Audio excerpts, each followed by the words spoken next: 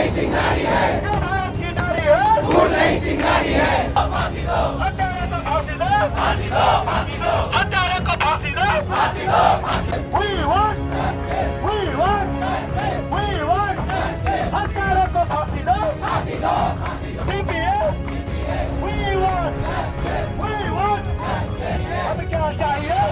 हम लेकर आएंगे। CPS, क्या चाहिए? CPS, CPS, CPS, CPS। जो भारत की नारी है, वो नहीं चिंगारी है, जो भारत की नारी है, वो नहीं चिंगारी है। चिकित्सक की हुई निर्मम हत्या के बाद देश भर में चिकित्सकों का आक्रोश चरम पर है।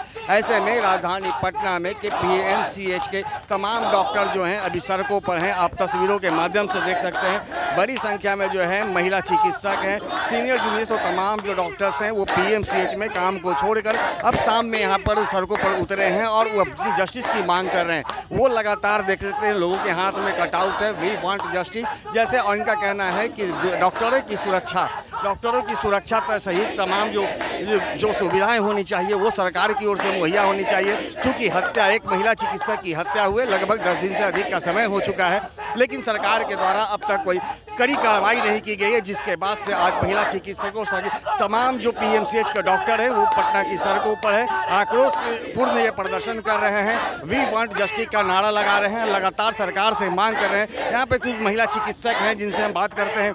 मैडम, आप लोग सड़कों पे हैं, क्या कुछ आप लोगों की मांगे हैं? हम लोगों की मांग यही है कि जिसने ये पाप किया है, घृणा भरा पाप किया है, उसको फांसी मिलना चाहिए और सरकार को ये कानून बनाना चाहिए कि देश में किसी छोटी बच्ची से लेके 70 साल की औरत के साथ अगर रेप होता है समय फांसी की सजा देना चाहिए।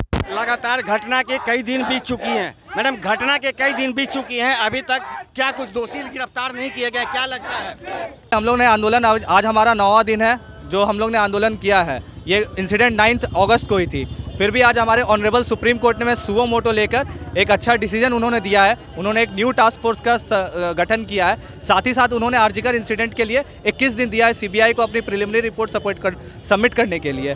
तो हम इस फैसले का बहुत अभिवादन करते हैं उनसे, लेकिन हमारा प्रोटेस्ट अभी ख़त्म नहीं हुआ है।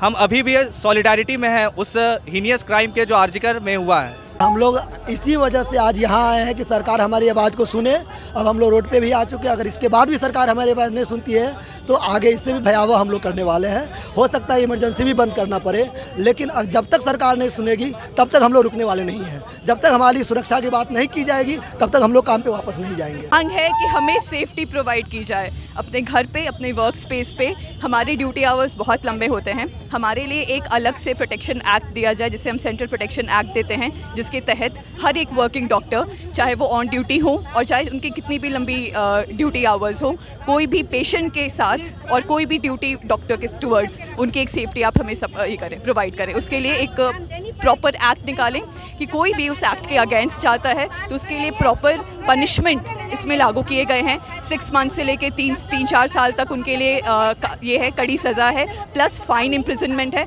इनसे लोगों के मन में डर बढ़ेगा, उनको पता चलेगा कि हाँ वो किसी एक ऐसे आदमी पे अपना जोर चढ़ा रहे हैं जो कि भगवान को दर्जा दिया जाता है जिनके अगेंस्ट। तो हम एक अलग से प्रोटेक्शन एक्ट की डिमांड कर रहे हैं। आगे जेडीए की क्या नीति होगी? हमारी नीति ये होगी कि जब तक हमारे डिमांड्स पूरे नहीं किए जाएंगे तब तक हम इसी तरह अपनी OPD सर्विसेज को स्ट्राइक पे रखेंगे, पर मानव हित को जानते हुए हमारे इलेक्टिव सर्विस, हमारे इमरजेंसी सर्विसेज अभी भी चल रहे हैं कि उसमें कोई हॉस्पिटल के किसी भी इसमें कार्यवाही में कोई परेशानी ना हो।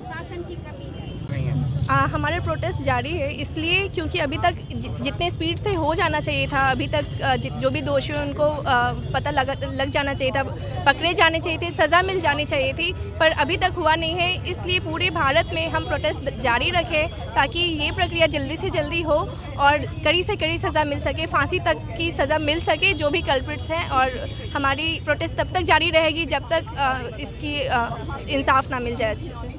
क्या लगता है वेस्ट बंगाल के बाद लगातार इस तरह की घटना कई जगह पर देखने को हाँ। मिल रही है, क्या लग रहा है कि देश में महिलाएं सुरक्षित नहीं है? बिल्कुल सुरक्षित नहीं है, और जैसे अगर सरकार अगर ऐसे चुप्पी धारण करके बैठेगी तो कभी कोई महिला कहीं भी सुरक्षित नहीं महसूस करेगी। ना सिर्फ हॉस्पिटल, सड़क चलने में भी हमें डर लगेगा। हम लोग कुछ बहुत ज़्यादा नहीं मांग रहे हैं। सबसे पहली बात, जो दोषी है उन्हें पकड़ के कड़ी से कड़ी कार्रवाई की जाए। हम लोग कैपिटल पनिशमेंट तक भी सोच रहे हैं, उन्हें देनी चाहिए। जिस तरीके से वो लड़की मिली थी, जिस तरीके से एक फादर ने अपनी बेटी को देखा होगा जिस हालत में, ये कितना इनह्यूमन है। इनफैक्ट आज सुप्रीम कोर्ट ने भी ये माना है कि बहुत ज़्यादा देर किया गया है FIR फाइल करने में। काफ़ी जगह पे दिख रहा है काफ़ी सस्पिशियस चीज़ें हुई हैं। इसके बाद अगर छुपाने की कोशिश की जा रही है, इसके बाद कौन कहाँ सेव करे रहेगा? अगर हम जहाँ काम कर रहे हैं, अगर हमारे खिलाफ इस तरह का षड्यंत्र चल रहा है और सरकार उसको छुपा रही है, सपोर्ट करिए, तो हम कहाँ किससे गुहार करें? हम यहाँ पे ये इसलिए कर रहे हैं ताकि हमारी बहुत बेसिक चीज़ें हैं, बेसिक एमिनिटीज़ मिले, हमें बेसिक सिक्योरिटी मुहैया कराई जाए।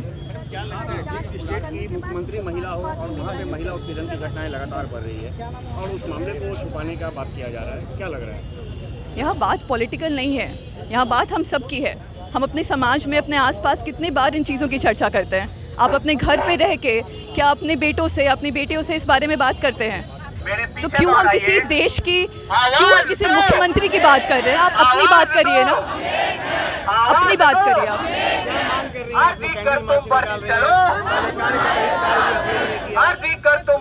मैं कोई पॉलिटिकल कमेंट नहीं दे सकती।